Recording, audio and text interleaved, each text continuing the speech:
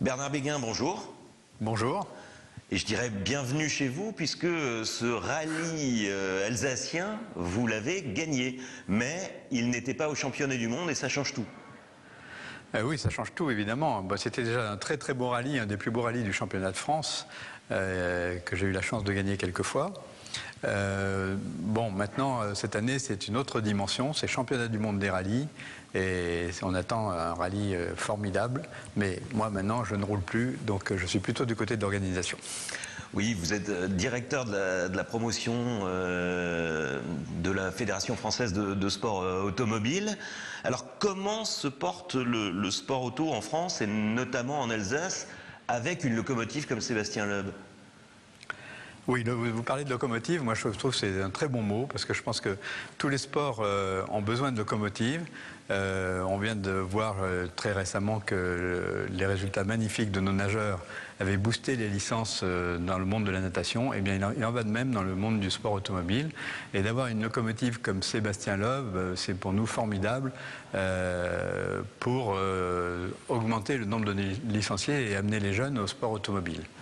Alors même si ce rallye n'a pas que des partisans, il y a un engouement aujourd'hui en Alsace. Est-ce que c'est aussi parce qu'il y a Sébastien Loeb ? C'est bien sûr que Sébastien Loeb est un facteur qui augmente l'intérêt pour ce rallye, mais on doit dire que d'une manière générale, sur tous les rallyes, déjà simplement du championnat de France, on a un très gros engouement qui est plutôt d'année en année en augmentation. Bien évidemment, ici, on s'attend à avoir beaucoup de spectateurs. En tout cas, on a beaucoup d'intérêt, y compris du monde de la presse, car on a vraiment un nombre impressionnant de demandes d'accréditation du monde entier. Et ça doit vous faire plaisir, parce que vous parlez de la presse, on avait quand même un peu l'impression que le rallye, surtout par rapport à la Formule 1, était le mal-aimé des sports mécaniques.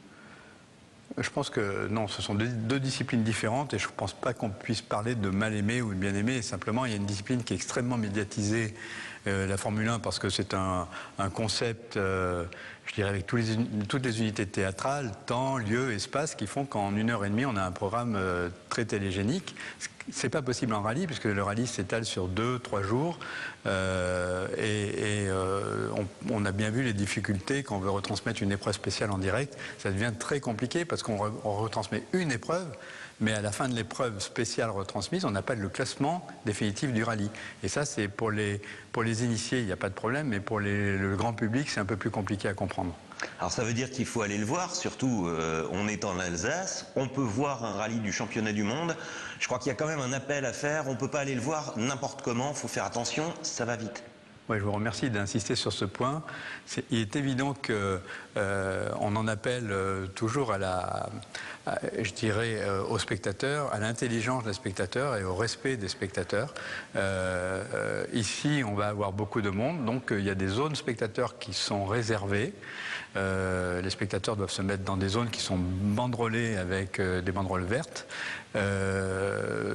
Partout ailleurs, c'est interdit et j'en appelle vraiment aux spectateurs parce que vous savez que au-delà de l'aspect purement sécuritaire, il y a l'aspect sportif et que si, avec nos inspecteurs sécurité qui passent avant l'épreuve, s'il y a des spectateurs qui sont dans des mauvaises positions, on n'hésitera pas à annuler les épreuves chronométrées. On ne veut pas prendre le moindre risque pour le public. Donc, pour peut-être 2 ou 3 spectateurs inconscients qui pourraient se mettre quelque part dans un endroit interdit, il y aurait 30 000 spectateurs frustrés de ne pas voir passer les voitures en course. Donc, j'en appelle même à l'autodiscipline entre les spectateurs. Dernier point, est-ce que le rallye d'Alsace pourra vous faire oublier que c'est le Tour de Corse que vous avez gagné en championnat du monde ? Je ne verrai jamais avoir gagné le Tour de Corse, qui est une épreuve qui était une épreuve extraordinaire, parce que quand j'ai eu la chance de le gagner, c'était en 1987, donc vous voyez, ça fait déjà 23 ans, et c'était ce qu'on appelait un vrai Tour de Corse, c'est-à-dire avec un tour complet, des étapes à Calvi, Bastia, Ajaccio, et en remontant toute l'arête dorsale de la Corse, et des spéciales on faisait des épreuves chronométrées de 130, 140 km, donc c'était un autre sport que le rallye que connaissent les pilotes aujourd'hui, qui est aussi toujours un très beau sport, mais dans un format différent. Je pense que le rallye d'Alsace, avec les les difficultés qu'il offrira aux concurrents, avec ses spécificités, va être une très belle épreuve sportive aussi. Bernard Béguin, merci. Merci.